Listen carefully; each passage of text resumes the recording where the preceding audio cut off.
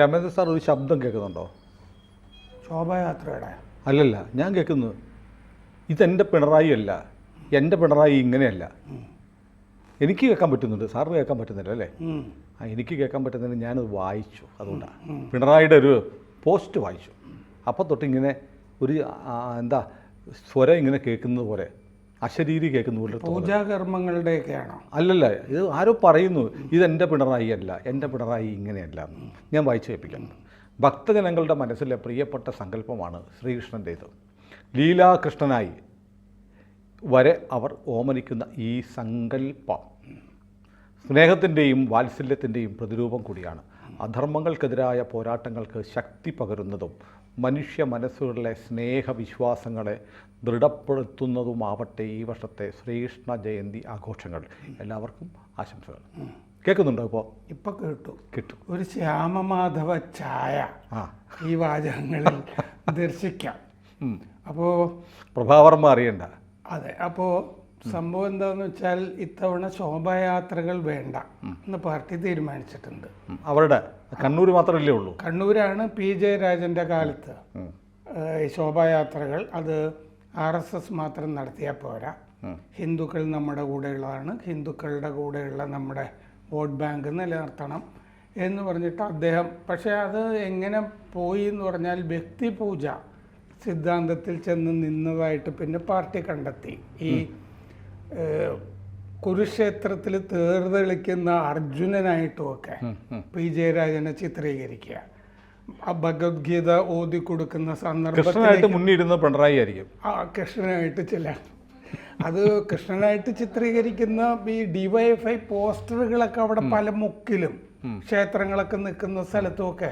വേറെങ്ങാണ്ട് ഒരു പോസ്റ്റർ കണ്ടത് കിറ്റപ്പൻ ദൈവം എന്ന് പറഞ്ഞ് കിറ്റ് കൊടുക്കുന്ന കിറ്റപ്പൻ ദൈവം, ചിറ്റപ്പൻ ദൈവം എന്നും പറയാം.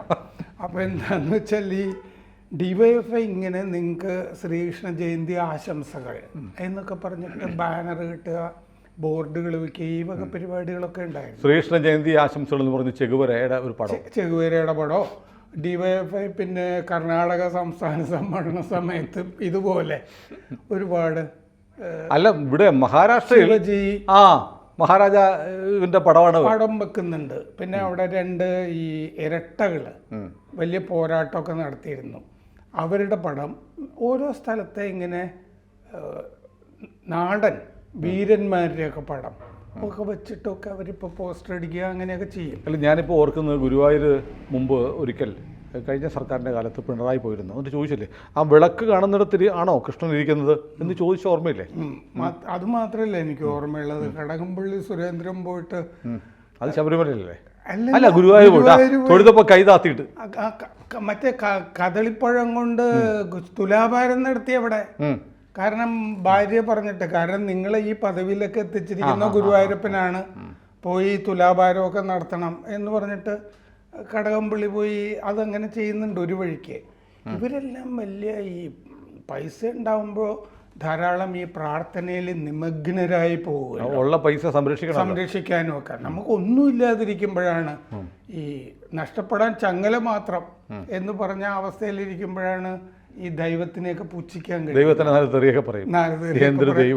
അതെ എന്നൊക്കെ പറയാം. മറ്റേത് ഈ സംരക്ഷിക്കേണ്ട ബാധ്യത വരുന്നതുകൊണ്ടാണ് ഈ മുട്ടറക്കല്, മറ്റേ കണ്ണൂർ പല സ്ഥലത്തുമൊക്കെയുള്ള ഈ പരിപാടികൾ. തളിപ്പറമ്പിൻ്റെ അപ്പുറത്ത് DK ശിവകുമാർ പറഞ്ഞ കൂടോത്ര പരിപാടി. അതെ സാർ, ഞാനിപ്പോൾ പറയും, നമ്മൾ കുറച്ച് തമാശ പറഞ്ഞ് നമുക്ക് വിഷയത്തിലേക്ക് സീരിയസ് ആയിട്ട് വരാം. അപ്പം പ്രേക്ഷകർ ഓർക്കും നമ്മൾ ബ്ലാ ബ്ലാ അടിക്കാമെന്ന്. ഈ പിണറായി വിജയൻ മുഖ്യമന്ത്രിയായതിനു ശേഷം ആദ്യത്തെ വർഷം സെക്രട്ടേറിയറ്റിൽ ഓണാഘോഷം നിരോധിച്ചു. ഓണാഘോഷം വേണ്ട എന്ന് പറഞ്ഞു. അപ്പോഴാണ് ചില മുജാഹിദ് ബാലുശ്ശേരിയൊക്കെ വന്ന് പറഞ്ഞിട്ട് ഓണം എന്ന് പറഞ്ഞാൽ ഹിന്ദുക്കളുടെയാണ് എന്ന് പറഞ്ഞു. അതുകൊണ്ടാണോ പിണറായി നിരോധിച്ചതെന്ന് എനിക്കറിയില്ല. എന്തായാലും ഓണാഘോഷം പോലും വേണ്ട, അത് മതേതരമല്ല എന്നൊരു സന്ദേശം വളഞ്ഞ വഴിക്ക് അന്ന് പോയി. അപ്പോൾ ഇങ്ങനെ ഹിന്ദു വിശേഷങ്ങളൊക്കെ വരുമ്പോൾ അങ്ങനെയൊന്നും CPMൻ്റെ ഭാഗത്തുനിന്ന് ആഘോഷങ്ങളും ആശംസകളും വരാറില്ല. പതിവില്ലാതെ ഇക്കുറി പിണറായി വിജയൻ എല്ലാവർക്കും ശ്രീകൃഷ്ണ ജയന്തി ആശംസകൾ നടക്കുമ്പോൾ നമ്മൾ സംസാരിച്ചുകൊണ്ടിരിക്കുമ്പോൾ കേരളത്തിലെ തെരുവുകൾ മുഴുവൻ ഗോകുലങ്ങളായി മാറിയിട്ട് ബാലഗോകുലത്തിൻ്റെ ശ്രീകൃഷ്ണ ജയന്തി ഘോഷയാത്രകൾ സമാരംഭിക്കാൻ പോവുകയാണ്. അപ്പോൾ യഥാർത്ഥത്തിൽ പിണറായി വിജയൻ്റെ ഈ ആശംസ ഈ ബാലഗോകുലത്തിൻ്റെ പരിപാടിയിൽ ശോഭായാത്രയിൽ പങ്കെടുക്കുന്ന കുഞ്ഞുങ്ങൾക്ക് കൂടിയാണ്. അവർക്ക് കൂടിയാണ്. അവർക്ക് പിണറായിക്ക് ഒരു- പ്രചോദനം, ഇൻസ്പിറേഷനും ഒക്കെ അതെ, പിണറായിക്കും പാർട്ടിക്കും ഒരു മാറ്റമുണ്ടോ? ആ മാറ്റമുണ്ട്. ആ മാറ്റം അനിവാര്യമാണ്. എന്താന്ന് വെച്ച് കഴിഞ്ഞാൽ അതാണ് ഞാൻ തുടക്കത്തിൽ പറഞ്ഞത്, ഈ മാറുകയാണ് എന്നുള്ളത്. എന്താന്ന് വെച്ചാൽ കഴിഞ്ഞ തെരഞ്ഞെടുപ്പ് കാലത്ത് അവർ ഒരു ഹിന്ദു വിരുദ്ധ നിലപാട് പൊതുവെ തെരഞ്ഞെടുപ്പിൽ സ്വീകരിച്ചതായിട്ട് തെരഞ്ഞെടുപ്പ് അവലോകനത്തിൽ അവരുടെ ഉൾപാർട്ടി ചർച്ചകളിൽ തന്നെ വന്നതാണത്. മാത്രമല്ല, ആ മതപ്രീണന നിലപാട് കൊണ്ട് ഗുണമുണ്ടായില്ല എന്ന് മാത്രമല്ല, ഉള്ളതും കൂടി അങ്ങ് പോവുക എന്നുള്ളതാണ്. രണ്ട് തരത്തിലാണ് പോകുന്നത്. ഒന്ന് മുസ്ലിങ്ങളുടെ വോട്ടും പോകുന്നു, ഹിന്ദുക്കളുടെ വോട്ട് വളരെ കാര്യമായിട്ട് ബേസ് വോട്ട് പോകുന്നു, അടിസ്ഥാന വോട്ട്. പിണറായി വിജയൻ വിചാരിച്ചിരുന്നത് ഈ അടിസ്ഥാന വർഗം എന്ന് പറയുന്നത് കൂലിപ്പട്ടാളമായിട്ട് എന്നും കൊണ്ട് നിന്നോളും. അവർ ഹിന്ദുക്കളല്ല, അവർ തൊഴിലാളികൾ മാത്രമാണ്, അവരിങ്ങനെ കൂലിപ്പട്ടാളമായിട്ട് നിന്നോളെന്ന് കരുതിയിട്ടാണ് മറ്റേ മതപ്രീണന നിലപാട് ഒക്കെ എടുത്ത് ഈ ജയ് ഹിന്ദ് എന്ന് പറഞ്ഞത്, ഭാരത് ജയ്, ഇതൊക്കെ ഉണ്ടാക്കിയത് മുസ്ലിങ്ങളുടെ സംഭാവനയാണെന്നൊക്കെ പച്ചക്കള്ളം പറഞ്ഞത്. ഒരു വാസ്തവം അതിൻ്റെ അകത്തില്ലല്ലോ. ചമ്പകരാമപിള്ളയാണ് ജയ് ഹിന്ദ് എന്നൊക്കെ പറഞ്ഞത് ആദ്യം പറയുന്നത്. അതും പിണറായി വിജയൻ പറഞ്ഞ മുസ്ലിമിനും 30 കൊല്ലം മുമ്പാണ്. അപ്പോൾ ഇങ്ങനെ ഇത് മുഴുവൻ തട്ടിത്തകർന്ന് പൊളിഞ്ഞു പാളീസായി ഈ മറ്റേ സമസ്തയുമായിട്ട് ബന്ധപ്പെട്ട് നിന്ന ഹംസയെ പിടിച്ചു നിർത്തുക, ഇങ്ങനെ പല പരിപാടികളൊക്കെ ചെയ്ത്. അത് പേയ്മെന്റ് സീറ്റായിരുന്നു. പേയ്മെന്റ് സീറ്റ് ആയിക്കോട്ടെ. വടകരയിലോ ഈ കാഫിർ എന്ന് പറഞ്ഞ് ഇപ്പോൾ കളിച്ചുകൊണ്ടിരിക്കുന്ന ഈ വിവാദം, പാർട്ടിക്ക് പങ്കില്ല എന്ന് ലതിക ചെയ്തതാണ് ശരിയെന്ന് പാർട്ടി പറയുന്നതും ഒക്കെ ആയിട്ടുള്ള വിവാദമാണ്. ഇങ്ങനെ മതം എടുത്ത് കളിച്ചു. പക്ഷേ പൊള്ളി അതിൻ്റെ ഒരു പ്രായശ്ചിത്തമാണ്.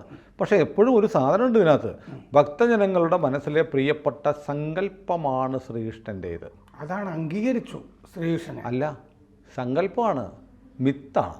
മിത്താണെന്നുള്ളത് അതാണ് കാര്യം. അത് അദ്ദേഹം എന്താന്ന് വെച്ച് കഴിഞ്ഞാൽ അള്ളാഹു സത്യമാണ്. ചരിത്ര പുരുഷനായിട്ട് ശ്രീകൃഷ്ണനെ കരുതുന്നില്ല, സങ്കല്പമാണ്. നേരത്തെ ഗണപതിയെ ഷംസീർ കണ്ടത് എങ്ങനെയാണോ അങ്ങനെ കാണുന്നു ശ്രീകൃഷ്ണനെ എന്നുള്ളതാണ്.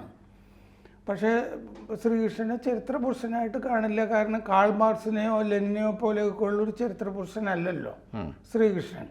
അദ്ദേഹം അദ്ദേഹത്തിൻ്റെ ഭാഷയിൽ ഹിന്ദുക്കളുടെ മനസ്സിൽ കുടിയിരിക്കുന്ന ഒരു ഭഗവാനാണ്. ഭഗവാൻ ശ്രീകൃഷ്ണൻ എന്നുള്ളതാണ്. അല്ലാതെ ഭഗവാൻ ചെഗുവേര എന്നൊന്നും ആരും പറയില്ലല്ലോ.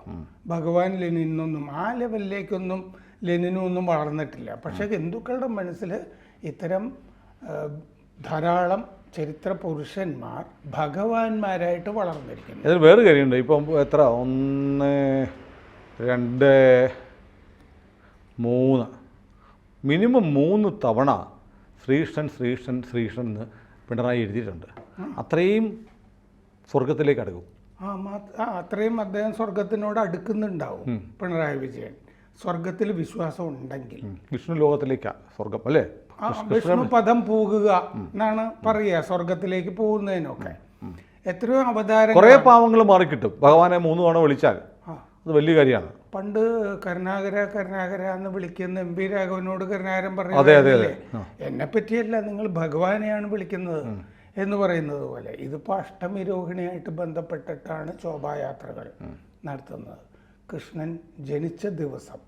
കാരണം കൃഷ്ണൻ ഈ പറഞ്ഞ പോലെ ബ്രാഹ്മണിക്കൽ ഹെഗമണിയുടെ ആളൊന്നും യാദവനാണ്. അപ്പോൾ കേരളത്തിലെ ഈഴവരെ പോലെയാണ് യാദവര്. അതെ, നമ്മൾ സാധാരണ പറയുന്നത് പോലെ രാമനും കൃഷ്ണനും അവര് സത്യത്തിൽ ജീവിതം ആഘോഷമാക്കാൻ പറ്റാത്ത 2 മനുഷ്യരാണ്. ഈ ജനങ്ങൾക്ക് വേണ്ടി ജീവിക്കുക, മറ്റുള്ളവർ വന്ന് വിളിക്കുമ്പോഴൊക്കെ അങ്ങോട്ട് ഓടിപ്പോവുക, എന്നിട്ട് അവിടെയൊക്കെ പെട്ടുപോവുക. സ്വന്തം ജീവിതം അവസാനം ഒരു വേടൻ്റെ അമ്പ് കൊണ്ടിട്ടാണ് കൃഷ്ണന്റെ മരണം. രാമനാണെങ്കിൽ സരയൂ കൊണ്ടുപോയി. അത് പ്രായോപവേശം ആണെന്ന്, അതായത് സ്വച്ഛന്ത മൃത്യു ആണെന്ന് പറയുന്നു.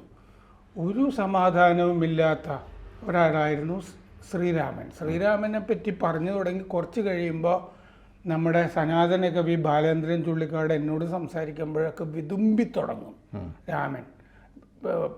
ബാലേന്ദ്രൻ പറഞ്ഞിട്ടാണ് ഞാൻ ഈ വാചകം തന്നെ പറയുന്നത്. കാരണം ഒരു സമാധാനവും ജീവിതത്തിൽ ഉണ്ടായിട്ടുള്ള ഒരാളാണ് ശ്രീരാമൻ.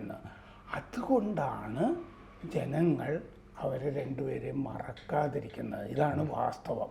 അങ്ങനെ ഓരോരുത്തരും മറ്റുള്ളവർക്ക് വേണ്ടി ജീവിതം ത്യജിക്കുക, ജീവിക്കുക എന്നുള്ള സന്ദേശമാണ് ശ്രീകൃഷ്ണൻ്റെ ഈ അഷ്ടമി രോഹിണി സന്ദേശം. ഏതായാലും നമ്മുടെ കേരള രാജാവ് മുഖ്യമന്ത്രി പിണറായി വിജയൻ ശ്രീകൃഷ്ണനെ തിരിച്ചറിഞ്ഞിരിക്കുന്നു. ശ്രീകൃഷ്ണ ജയന്തി ആശംസകൾ എല്ലാവർക്കും നേർന്നിരിക്കുന്നു. അദ്ദേഹത്തിന് ഭഗവാന്റെ കൃപാ കടാക്ഷങ്ങൾ അനവരതം ഉണ്ടാവട്ടെ. ഈ അധികാരമൊക്കെ വെച്ചൊഴിയുന്നതിന് മുമ്പ് അദ്ദേഹം കുറച്ച് ശ്രീകൃഷ്ണ കീർത്തനങ്ങൾ കഴിയുമെങ്കിൽ രചിക്കട്ടെ. കാരണം ഓട്ടൂർ ഉണ്ണി നമ്പൂതിരിപ്പാട് മറ്റേ അമ്മയുടെ സവിധത്തിലിരുന്ന് ശ്രീകൃഷ്ണനെ പറ്റി മാത്രമേ 1-2 അമ്മയെ സംബന്ധിച്ചിട്ടുള്ളത് എഴുതി. ബാക്കി മുഴുവൻ ശ്രീകൃഷ്ണനെ പറ്റിയാണ് എഴുതിക്കൊണ്ടിരുന്നത്. ഇതൊന്ന് എഴുതി തീരട്ടെ, എന്നിട്ട് വിപ്ലവത്തിനെ പറ്റി എഴുതാം എന്നാണ് അദ്ദേഹം. അല്ല, അവസാന കാലം എല്ലാവർക്കും അങ്ങനെയാണ് അല്ലേ? അതെ. വെള്ളത്തൂവൽ സ്റ്റീഫൻ അല്ലേ? അതെ. അങ്ങനെ ഒരുപാട് പേര് ഭക്തി മാർഗത്തിൽ നക്സലോ ഒക്കെ ഫൽഗുൻ എന്ന് പറഞ്ഞൊരു പുട്ടപ്പർത്തിയിലുണ്ടായിരുന്നു. അതെ അതെ.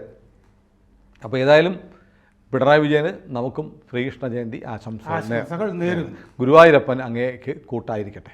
അതിൻ്റെ കൂടെ ലാൽ സലാം. കൂടുതൽ വാർത്തകളും വിശേഷങ്ങളും നിങ്ങളിലേക്ക് എത്താൻ ABC മലയാളം സബ്സ്ക്രൈബ് ചെയ്യുക, ബെൽ ബട്ടണും അമർത്തുക.